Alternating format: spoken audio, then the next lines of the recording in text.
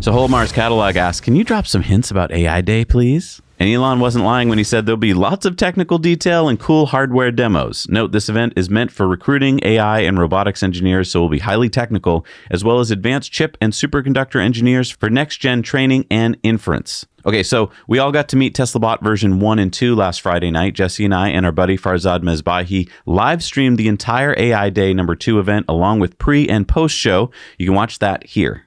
And even if you don't want to watch the whole 5 hours, you can skip around to the parts that interest you. But let's get into what we learned so far about TeslaBot. Elon showed off the first time that version 1 of the TeslaBot walked without a tether. He took a big risk, and I would argue it worked. What the Tesla engineers affectionately are calling Bumblebee, like Bumblebee from Transformers. It walked out on stage, it waved, danced a little. This version 1 is made from off-the-shelf parts mainly and was built in just about 6 to 8 months. We also got to see what Bumblebee can do in some pre-shot video. Tasks like picking up and moving boxes, watering plants, delivering packages, and even making battery packs at the Tesla factory.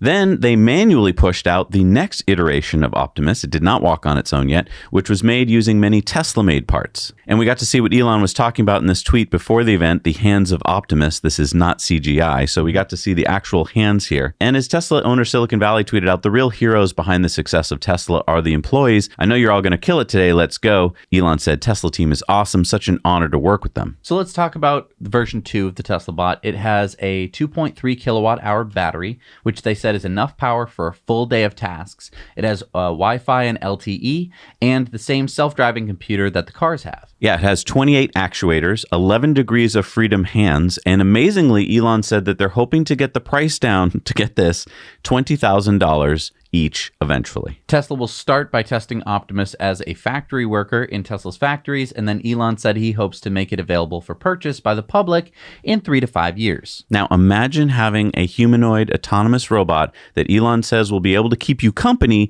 and be your buddy and probably be able to do many household tasks and more in, say, 2027. And you know what? After watching the AI Day #2 presentation, I am more sure than ever that what we talked about on our TeslaBot in depth a couple weeks ago is spot on. If you haven't seen it already, you may want to check it out right here. And if you're wondering, where was that sleek white and black version that Elon teased at AI Day #1? Well, that should be their version 3, what Tesla engineers are aspiring to get to. During our live stream, we saw a lot of chatter on the chats there about people who are like, oh, this can't do anything like, Boston Dynamics or Honda has done. I would like to beg to differ here. The team has only been working on this, like actually working on it for about 6 to 8 months. Before that, they were doing all their hiring and all that stuff. So they've come this far in 6 to 8 months compared to those other companies that have been working on it for decades.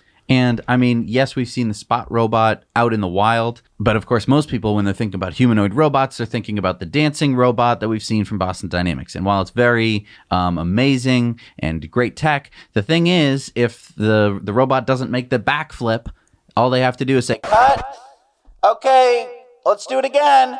And you don't get to see it failing. Right, and we don't get to know the price tag. I mean, Spot is already about as expensive as what Elon wants to get the humanoid robot down to. Right. So it is a lot to do with price. If you have a robot that is amazing but costs millions of dollars, that's not as good as a robot that costs $20,000. But I mean, regardless, what this really screams out to me is people are going to want to go work for Tesla. Yeah, I mean, it's already the #1 and SpaceX #2 company in the world for engineers, and this is only going to continue as people see, as Elon said, we get done here. Right. Well, and I just want to paint the picture for you. Let's say that you're an aspiring engineer and you want to change the world. You could go work for Boston Dynamics and work on robots, and maybe you think that that's going to be the most impactful thing you can do. But wouldn't it also be nice if you could, at the same time, at the same company, be working on transforming the world into electric driving vehicles?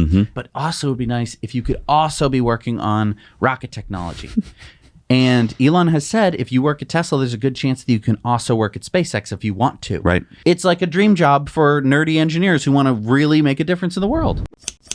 Hey, everybody. Thanks so much for watching Now You Know Clips. You can watch full episodes of Tesla Time News on Tuesdays and in-depths on Fridays. Just click the link down below and head over to the Now You Know channel.